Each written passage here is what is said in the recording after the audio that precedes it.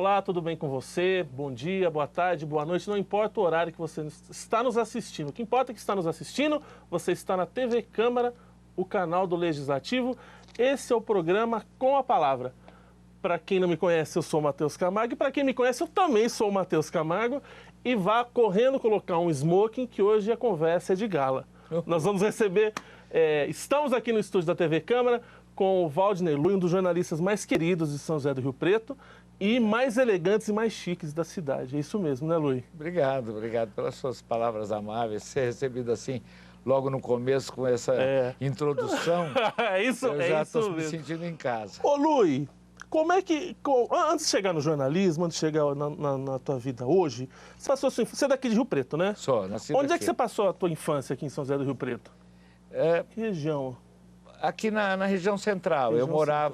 Eu morei na Coronel Espínola, ali entre a Silva Jardim e Marechal Deodoro. Morei na 15 de novembro, na esquina da Delegado.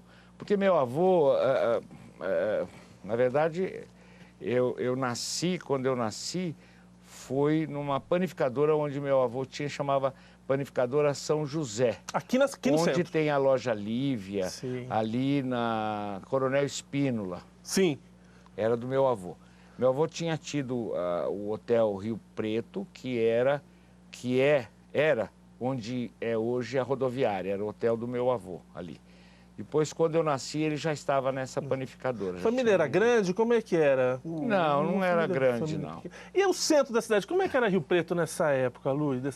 Que você lembra dessa infância? O que tinha? Eu me lembro... Os pontos, eu sou tão assim... antigo que eu me lembro do asfaltamento da Rua General Glicério.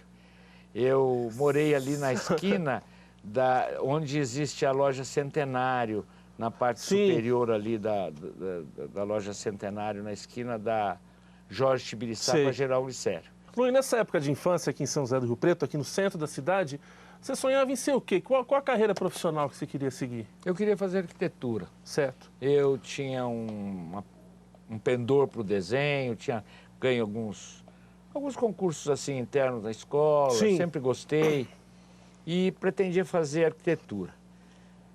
Aí eu fui para São Paulo fazer um curso de arquitetura de interiores, de 3 anos, aulas diárias, não tinha geografia, não tinha história, era absolutamente focado naquilo. Focado naquilo.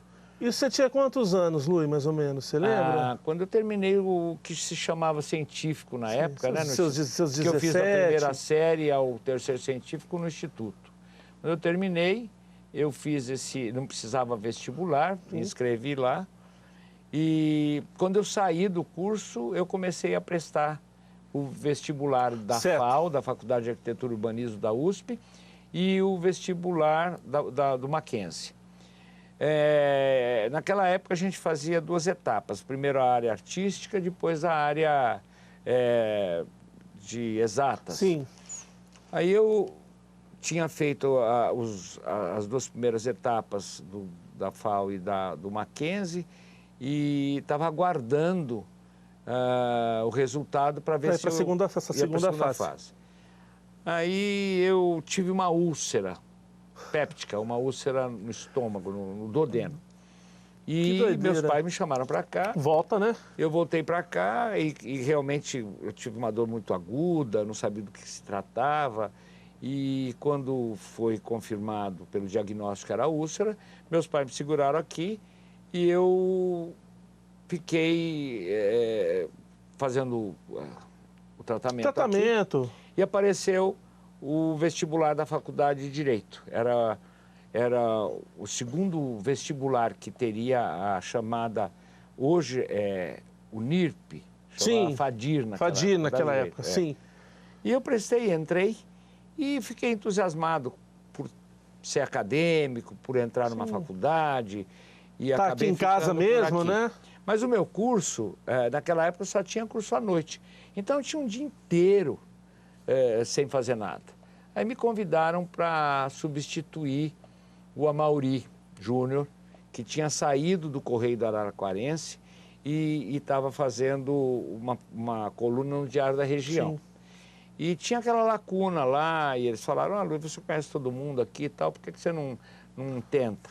Mas eu tinha um medo, porque o seu Godinho, que era o dono, um tenor de Antenor Pousa Godinho, dono do jornal à época, ele era muito severo com a língua portuguesa. Mas eu tinha tido um curso excelente de português com do professor Amaury de Assis, que era o pai do Amaury Júnior, lá no Instituto, era um professor muito severo, e eu tinha tido uma boa base. Tinha estudado muito latim também, muito latim, porque o professor Heriberto, que depois, no final da vida, ele tornou-se um grande amigo meu, mas ele me odiava porque eu era hiperativo. Não parava quieto? Não parava quieto, e ele dava nota pela cara, ele dava 4 para mim. Eu nunca passei direto por causa das aulas de latim.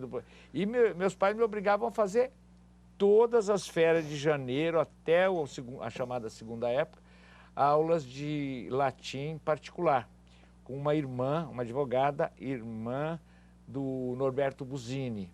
Mas isso também tem um pouco, Luiz, não querendo te cortar, você é muito disciplinado também. Quando você se propõe a fazer alguma coisa, você é muito... Eu já trabalhei com você, trabalhamos junto no Diário, você é muito correto no trabalho. Eu me lembro, você está falando disso, toda tarde a gente se encontrava, você vinha com a coluna já feita, refeita, revisada, você vinha à tarde, olha, vamos mudar essa vírgula, esse ponto... essa disciplina eu sou muito sempre... cuidadoso com o meu trabalho. Desde jovem você tinha essa No meu disciplina. jornal também eu faço isso. Faço questão de fazer a revisão, faço questão de fazer a correção, vou acompanhar junto com o diagramador para que não haja erro. Eu lembro disso, se tiver erro, a culpa é minha mesmo. Isso, eu lembro muito claro de você na redação, indo lá revisar na diagramação, olha, muda aqui que está feio aumentar o título, também eu cuidava, né, visualmente, da foto, aumentar, diminuir, equilibrar a estética da página. Isso. Eu me lembro de uma loucura sua, que não sei se você lembra, que você uma vez pediu para mudar a fonte da letra, porque você falou, meu nome é Valdir, ele tem muito L e o D, e aí vai ficar um recorte feio, montanha-russa. Coloca tudo nessa outra letra. E eu falei, se ele tá louco, ele só pode estar louco, né? E depois é verdade, olhando, né? Tem fundamento, né? Começa com o W maiúsculo, o A minúsculo, depois o L, sobe e desce. Esteticamente, ele não... As pessoas às vezes não percebem, mas a gente fica ligado nessas coisas, percebe. Mas você estava lá se preocupando lá com o português lá no... Então, aí eu falei assim, eu vou começar com um pseudônimo, porque se o professor, o seu Godinho não gostar de mim... Não passo vergonha, antes, né? Entre o Amaury e eu, tinha passado outras muita pessoas gente, tentaram. E ele mandava vazar, porque ele não tinha o português que ele queria. Não vou passar essa vergonha, né? Eu falei assim, eu vou pôr um pseudônimo. Aí eu pus W. Tá. D-A-B-L-I-O. Tá. Como W, como se fala, né? Fala. E aí ele gostou de mim, eu fui ficando, até que um dia, para gozação, alguém ligou. Eu queria falar com o colunista aí, o WC. Eu falei, acho que está na hora de assumir. Eu assumi o meu nome. E foi quando o meu nome é com V. É com V seu nome? Por isso que eu pus W, passei a usar W, para que as pessoas identificassem que aquele W que tinha na coluna social era o W de Waldner, entendeu? Sim. Mas o meu nome é com V.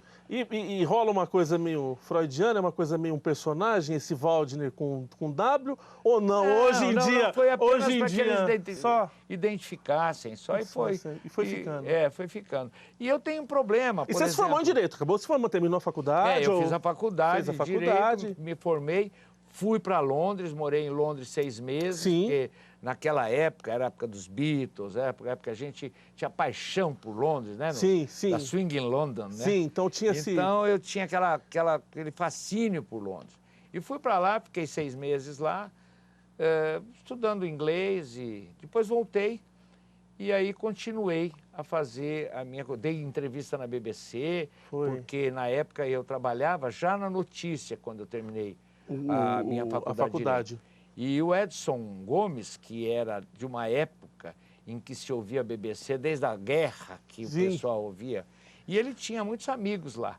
Então ele me encaminhou para uma jornalista chamada Mariana Zaper, que fazia o serviço brasileiro lá da BBC, e ela me entrevistou, ela até deu uma pauta. Você vai falar impressões de um jornalista brasileiro a respeito da imprensa britânica. fiquei visitando o jornal, porque naquela época já, lá em Londres, embora aqui a gente entrasse chutando a porta nas redações aqui, lá você não entrava. Não eu era precisei assim, né? recorrer a um adido cultural brasileiro, porque nós estávamos numa época de ditadura aqui, que me conseguiu abrir portas lá com jornalistas que foram. E eu fiz uma análise, e dessa análise eu mandei para ela, e ela tirou as perguntas e fez. Até me surpreendeu muito, porque ela falou, olha, a saída, você tem aí 75 libras para receber. Eu falei, nossa, se eu soubesse... E muita gente ouviu aqui, era rádio, não era televisão. Muita gente ouviu aqui, gravou aqui, foi muito legal, foi uma experiência muito bacana. Gostosa. E aquelas brincadeiras de redação, nós até já conversamos, uma vez brincando, um querido amigo nosso que não trabalha mais aqui em São José do Rio Preto, Tatal, a gente fala, Tatal, quem será daqui de Rio Preto que conheceu um Beatle, mas que conheceu mesmo? Aí ele falou assim, o Lui deve ter conhecido um Beatle, ele morou em Londres, ele conhece todo mundo. A minha vontade era essa. Quando eu podia, eu passava, em frente à casa do Paul McCartney, dos Beatles. Nem um Ringo Starr ali para nada. Mas não tinha um dia que aquela janela estivesse aberta para eu olhar. Você vai lá, olha aquela... nada. Passava muito. Sempre que eu podia, eu passava. Eu falava, hoje eu vou encontrar. Você tem que estar regando um jardim, passando com um cachorro. Nada. Eu vi o Elton John. Elton John eu fui ver num espetáculo no Príncipe Albert Hall, e depois ele estava começando, ele estava lançando aquela música mais emblemática dele, que é Your Song. Sim, estava no começo da carreira, então a gente tinha um acesso mais fácil. Nessa época o Elton John não era viado ainda, né? Olha, você acredita que acho que ele nem sabia o que era isso? Nem sabia. Ô Luiz, nós vamos chamar o intervalo e daqui a pouco a gente volta com a segunda parte dessa conversa com o Valdinei Lui. Você está na TV Câmara, o canal do Legislativo, não saia daí.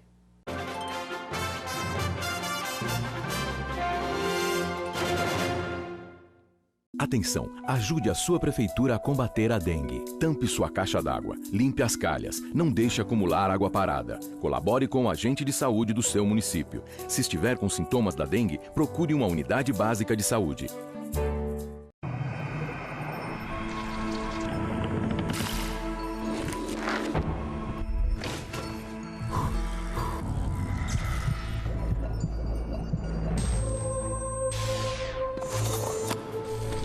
Você é sua principal ferramenta de trabalho. Por isso, empregador e empregado têm o dever de prevenir os acidentes de trabalho e preservar a vida. Com um ambiente de trabalho mais seguro, o Brasil avança para um futuro melhor.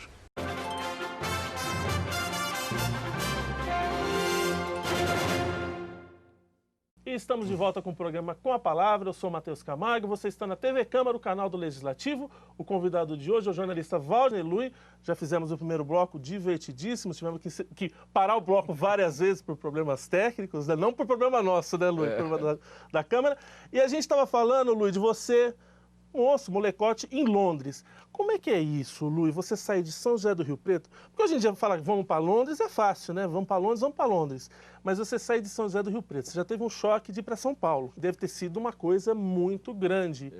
E depois Londres, o que te assustou e o que te fez falar assim, não, eu sou de Rio Preto, mas o Rio Pretense também fala grosso aqui em Londres, também pode circular pela cidade. Foi um choque cultural. Eu, na verdade, cheguei lá e encontrei os londrinos, uma grande maioria, de cabelos até a cintura, parecia testemunho de Jeová. O mundo era outro, né? O mundo era outro. Movimento punk surgindo, tudo. Aquelas botas de plataforma, salto alto, eles usavam uns capotes de frio até quase... Os mods, né? Os moderninhos, né? Que era aquela coisa, né? E de costas você não sabia se era homem ou mulher, porque tinha aquele cabelão comprido, aquele casacão. Sapatão alto. Salto alto, né? Por causa da plataforma. Então foi um choque cultural muito grande. Sapato colorido, nós tínhamos preto e marrom aqui. Lá era tudo com umas listras, cor vinho, cor bege, enfim. Foi uma coisa assim maravilhosa, foi fascinante, eu adorei morar lá. E não era uma Morei- coisa fácil disso. Eu acredito que em São José do Rio Preto, poucos filhos da cidade tinham esse acesso de morar em Londres. E eu morei né? no lugar privilegiadíssimo. Onde é que você em frente morou à lá? Scotland Yard, na St. James's Court, que fica a 200 metros do Palácio de Buckingham. Então, Que ali delícia. atrás da Victoria Station, num lugar, nossa, num centro espetacular para que eu pudesse me locomover, perto Certo. do Leicester Square, Piccadilly Circus, todos esses lugares que são famosos, tinha né? Que tem efervescência. né? efervescência. Ô, Enfim, foi muito bom. uma Ô Luiz, experiência você que é um maravilhosa. cara que sabe das coisas, um cara que leu mais de 2 ou 3 livros na vida. Hoje em dia, quando você vai lá para Londres, você vê essa Londres de hoje e vê aquela Londres que o Luiz conheceu. Até nisso, a cidade, você sente que aquela Londres também era provinciana, também hoje em dia, perto dessa de hoje, é muito grande ou não? Já era uma cidade muito à frente do tempo? Ela que- sempre foi. Sempre né? foi. Era uma capital do mundo. Uma Você esquina, né? Né? sentia que você tinha à noite umas opções assim. Eu tenho um concerto do Pink Floyd, eu tenho um show dos Beatles, eu tenho um espetáculo maravilhoso Sim. de teatro. Quer dizer, você tivesse dinheiro, você Tinha condição a de gama, ver tudo. o mundo aquilo. estava ali, né? Claro, eu era estudante com dinheiro meio Contadinho, parco, né? Mas de qualquer forma, eu aproveitei muito o que eu pude, sabe? Galerias de arte e tal. Agora, eu que estive lá há 2 anos e levei um susto também, porque eu fui procurar pelos lugares onde eu convivi. Afetivos, né? né? Essas coisas... E já estão bem modificados, sabe? Entendi. A livraria onde frequentava, o bar, o restaurante, que a gente ia quase que diariamente, já não existem mais. Existe o prédio, Tá. né? Porque é preservado, mas é outra função, né? Tem outra situação. função, outra O coisa. próprio hotel onde eu morava, porque eu morei num hotel, ele hoje é um hotel de cadeia americana e ficou um pouco Sei. Globalizado, né? globalizado. Bem globalizado. E Rio Preto, Luiz, você voltou aqui, é interessante falar, o tempo do programa é curto, tanta coisa para a gente falar. O teu jornal, o The Journal, é o veículo de comunicação mais antigo, o jornal impresso mais antigo de São José do Rio Preto hoje? Não, é o segundo. É o segundo? É o Diário da Diário. Região, O Diário. é. É o O Diário. meu tem 23 anos, vai fazer 24 anos agora em novembro, mas de circulação De ininterrupta. circulação, isso. Ininterrupta. Sim. E é um jornal que, sabe, hoje é um formador de opinião, desculpe a falta de modéstia, mas não, o é. Não tem que fazer. É qualquer um modéstia, jornal que é bem respeitado, muito procurado. E eu fico muito satisfeito com o resultado. Mas, na verdade, eu voltei para cá e ainda trabalhei no Diário, Sim. trabalhei em outros lugares, depois que eu montei o meu jornal. O jornal. Né? Eu terminei a faculdade de Direito. E aí abriu no Dom Pedro, na faculdade de Dom Pedro, abriu o curso de arquitetura. Você faria 2 anos de engenharia e depois faria o resto de arquitetura. E eu, sem ter feito cursinho, sem nada, fui prestar vestibular lá. Passei em primeiro lugar. Aí não sabia o que fazer. O que eu faço agora, né? Caiu no meu colo um primeiro lugar na faculdade de arquitetura sem eu ter feito cursinho.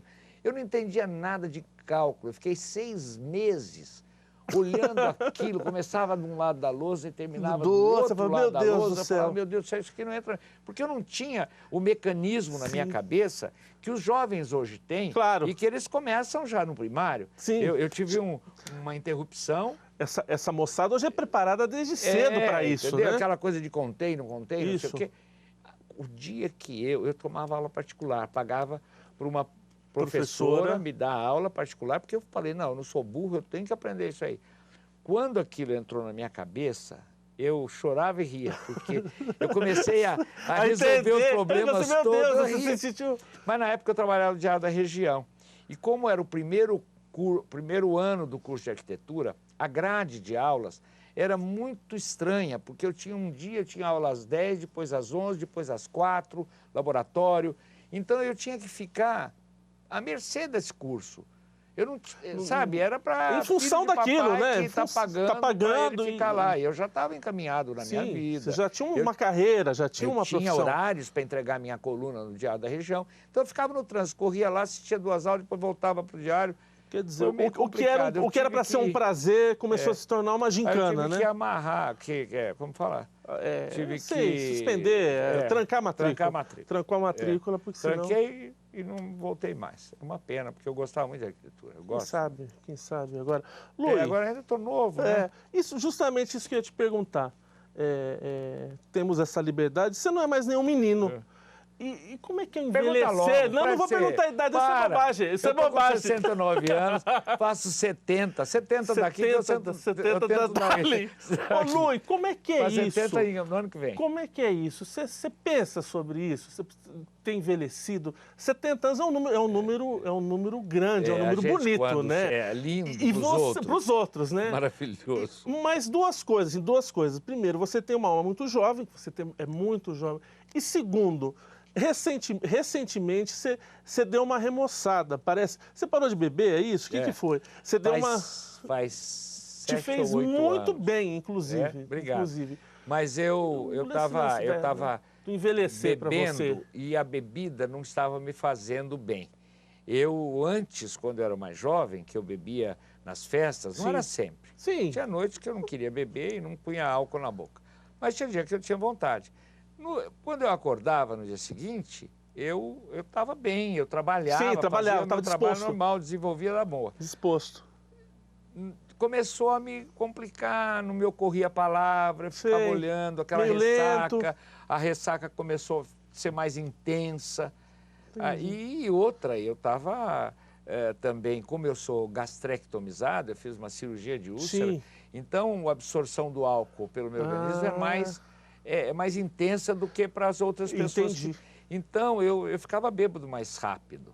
E as pessoas falavam, nossa, Luiz tomou, deve ter bebido um litro, mas era um esquinho, um copo de uísque, você já faz um efeito bem mais intenso em mim, sabe? Então eu parei, falei, não está... Mas e a cabeça, como é que tá? Você se preparou para ter 70 anos, para a chegada da idade? Eu te confesso que não. Deixa eu ver. Confesso que não, Fui deixando vir e estou sentindo o peso da idade já, viu? Em que sentido você diz que você está sentindo? Por exemplo, eu faço uma caminhada mais longa, eu sinto um pouco o cansaço. Por exemplo, também pelo fato de não beber, Rio Preto é uma cidade exuberante em termos de festas. Tem dias que eu tenho 5, 6 compromissos. Às vezes chego no terceiro compromisso, pelo fato de eu não beber e não ter esse estímulo, porque quem bebe fica mais, né? Tem o azeite social, né? Você fica mais, né? Eu não tenho, então, na terceira, às vezes eu falo, olha, nada paga minha cama, estou indo embora. Fica para a próxima. Fica para a próxima, porque realmente, às vezes, você fica cansado. Sim. Então, a partir de 11h30, meia-noite, no máximo 1h da manhã, eu estou indo embora para casa. Então, eu não estou tendo aquela disposição que eu tive antigamente. Antigamente era uma coisa absurda. Luiz, você tem uma facilidade muito grande e era para se matar se não tivesse também, que você vive disso, da coisa sucinta, da nota, né, da informação precisa, rápida. Mas, por outro lado, você é muito bom de prosa, muito bom de causa, de conversa, você observa muito. Coisas grandes, textos grandes, artigos, ou até uma ficção, hoje em dia está na moda, essa ficção que é realidade ao mesmo tempo. Você nunca pensou em desenvolver esse lado também? De escrever um livro? Escrever um livro, alguma coisa mais robusta. Eu tenho pensado nisso. Eu acho que seria mas... fantástico. Mas é que eu, na verdade, nunca encontro tempo. Acho um que realismo fantástico, porque você viu muita coisa aqui nessa cidade, né? Você já viu muita coisa. Mas tem muita coisa também que a gente não pode falar. Não pode falar, né? Mas no realismo fantástico você pode falar que uma madame transou com 20 homens numa noite e fica aí.